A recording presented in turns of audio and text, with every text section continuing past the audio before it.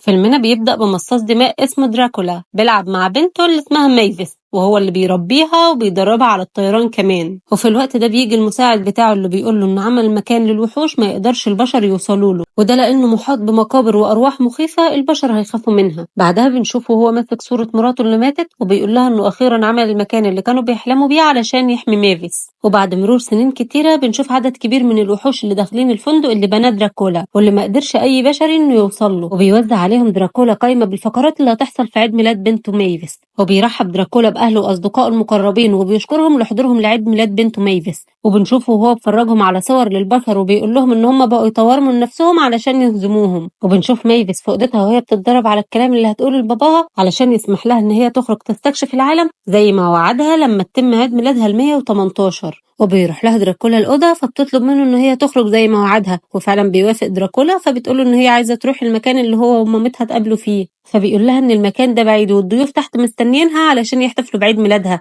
وبيقترح عليها إن هي تروح القرية القريبة بتاعة البشر علشان تلحق ترجع بسرعة. فبتحضنه ميفيس وبتشكره إنه وافق. وفجأة بيدخل عليها قرايبها فبتقول لهم ميفيس إن باباها وافق إن هي تروح تستكشف عالم البشر، فبيستغربوا كلهم وبيقولوا لدراكولا إزاي هيسمح لبنته الوحيدة تعيش في وسط البشر. وفي الوقت ده بتتحول ميفيس لخفاش وبتطير للقرية اللي اتفقت عليها هي وباباها. وبنشوف دراكولا وصل للمكان اللي حدده قبل ما ميفيس توصل، ولما بتوصل ميفيس بتستغرب ان المكان فاضي ومفيش اي بشر. وفجأة بتشوف مجموعة من الناس اللي بيقربوا عليها بنار واشواك علشان يقتلوها، وبتقول ان باباها كان معاه حق وان البشر اشرار. فبتتحول لخفاش وبتطير بسرعة. وفي الوقت ده بنعرف ان دي كلها خطة من دراكولا وان دول مش بشر وان هم اموات وعملوا نفسهم بشر وبنوا القرية دي عشان لما ميفيس تشوفهم ما تفكرش تطلع للبشر تاني. وبيرجع دراكولا بعدها لميفيس وبيسألها عن تجربتها لكنها بتقول له انه كان معاه حق، فبيحضنها وبيقول لها انه حزين لان تجربتها الاولى مع البشر كانت بالقسوة دي. وبيقول لها ما تزعلش وبيديها الكيكة اللي عملها لها بنفسه. وبعدها بينزل تحت وبيتفاجئ بواحد من البشر اسمه جوني داخل الفندق، فبيسأله دراكولا ازاي دخل هنا. فبيقول له جوني ان هو كان بيتسلق الجبال مع اصحابه لكنه تاه منهم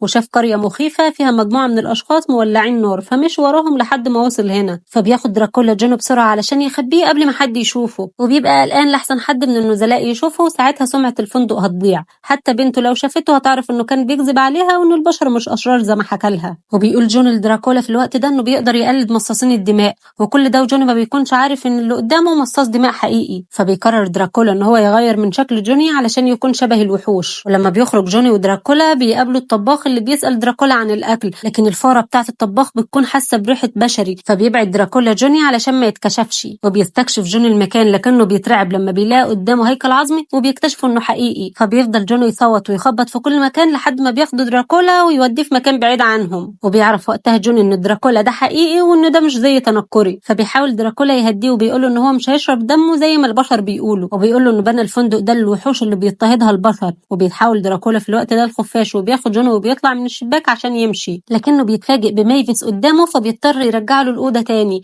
وبيضطر يكذب على ميفيس وبيقول لها ان ده منظم للحفلات استعان بيه علشان يقدر يعمل لها حفله شبابيه زي اللي في سنها. لكن ميفيس بتكون مستغربه من تصرفات باباها وكلامه وبتطلب من باباها ان هي تتمشى مع جوني شويه. وفي الوقت ده بينزل دراكولا علشان يطمن على ترتيبات الحفله، وبيطلبوا اصدقائه منه ان هو يغني معاهم زي زمان. اما ميفيس فبتسال جوني على اسمه، فبيقول لها اسم سمعه كده في الفندق، فبتقول له ان ده اسم ابن عمها، فبيقول لها انه ابن عمها وبيبدا يقلد طريقه فرانكشتاين. فبيستغرب فرانكشتاين وبيسال دراكولا عنه، فبيقول له ان ده ابن عم ميفيس وان هو استعان بيه علشان يساعده في تنظيم الحفله لميفيس. وبيقول له انه بيعمل فقرات جديده ومسليه، وبتبدا اولى فقرات الحفله وبيطلع اصدقاء دراكولا علشان يغنوا، لكن بيحس جوني بالملل فبيوقفهم وبيطلب منهم يسرعوا الايقاع اكتر، وده بيخلي كل اللي في الحفله يتفاعلوا معاه. وبيجي وقت الاكل وبيقعد كله علشان ياكل، وبتطلب ميفيس من جوني انه ياكل لكنه بيرفض. وبيجي دراكولا في الوقت ده وبياخد جوني على جنب وبيقول له ان هم لو اكتشفوا انه بشري هياكلوه، فبيقول له جوني انه هيكتشفوا بسببه لانه كل شويه ياخده على جنب ويتكلم معاه لوحده. فبيقول دراكولا لجوني يتحجج باي حجه ويمشي من هنا. فبيروح جوني علشان يقول لهم انه تعبان وهيروح، لكن بيجي وحش من الوحوش بيشيله على كتفه وبيلعبوا كلهم في الميه. فبياخدوا بعدها دراكولا وبيحاول يمسح ذاكرته علشان ينسى كل اللي حصل، لكن جوني ما بيتاثرش لانه بيكون لابس عدسات لاصقه. فبيهدد دراكولا انه لو ما مشيش من هنا هيقضي عليه. لكن في الطريق بيقابل جوني ميفيس اللي بتاخده جوله في الفندق، وبيطلعوا يقعدوا على سطح الفندق وبتساله ميفيس عن هاواي وعن الاماكن اللي زارها قبل كده، وبتتفاجئ بالاماكن الكتير اللي زارها جوني، وبتنبهر ميفيس بشروق الشمس اللي اول مره تشوفه. اما عند دراكولا بيسالوه اصدقائه بيتفقوا عن جوني وبيقولوا له انه شخص لطيف وان مايفيس معجبة بيه،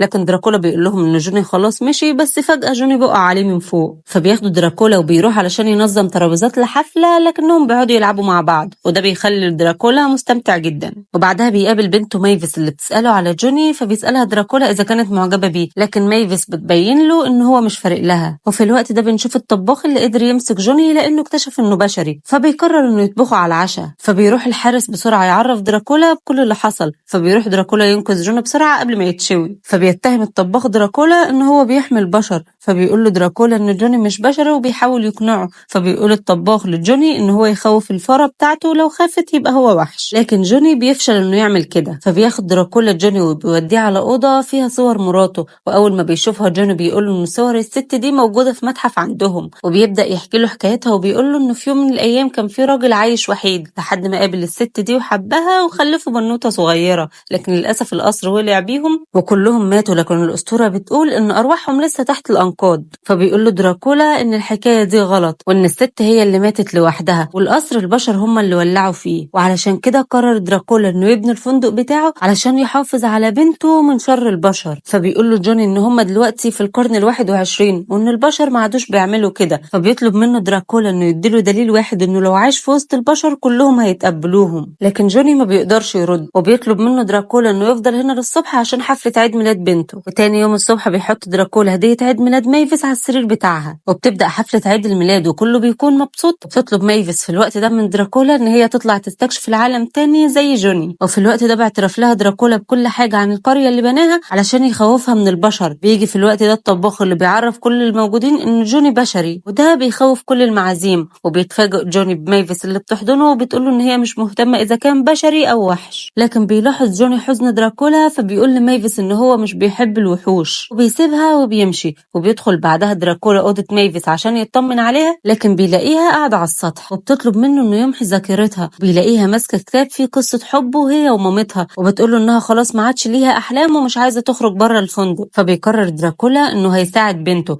ولما بينزل بيتفاجئ بكل الوحوش عايزين يخرجوا بره الفندق لان طلع فيه بشري. وبيجي دراكولا في الوقت ده وبيطلب منهم يساعدوه انهم يلاقوا جوني علشان خاطر بنته، وبيقول لهم انه جوني مش وحش زي باقي البشر. وفعلا بيخرجوا في الطريق يدوروا عليه وبيلاقوا التيشيرت بتاعه واقع على الارض، فبياخدوا دراكولا وبيطلب من قريبه انه يشم ريحته علشان يعرف مكانه. فبينادي صاحبه لاولاده وبتحدد بنته مكان جوني بالظبط، فبيركب دراكولا العربيه بسرعه هو واصحابه علشان يلحقوا جوني قبل ما يمشي. وبيوصلوا المكان بيكون فيه تجمع من الناس لابسين زي تنكري زيهم بالظبط، فبيقرر فرانكشتاين ينزل يخوفهم علشان يقدروا يعدوا بالعربيه، لكن الناس ما بتخافش وبتسقف له. فبيحاول فرانكشتاين يفهمهم انه وحش حقيقي علشان يخافوا، لكنهم بيقولوا له ان هم بيحبوه برضه. فبيحكي لهم حكايه مافيس وبيقول لهم انه يساعدوا دراكولا علشان يقدر يوصل لجوني من غير ما الشمس تلمسه. فبيساعدوا دراكولا اللي بيوصل للطياره لكنه بيلاقيها طارت، فبيتحول دراكولا الخفاش وبيطير لكن الشمس بتحرقه. ولما بيوصل للشباك اللي جنب جوني بيحاول يكلمه لكن جوني ما بيكونش سامعه، فبيضطر دراكولا انه يروح للطيار وبيتحكم فيه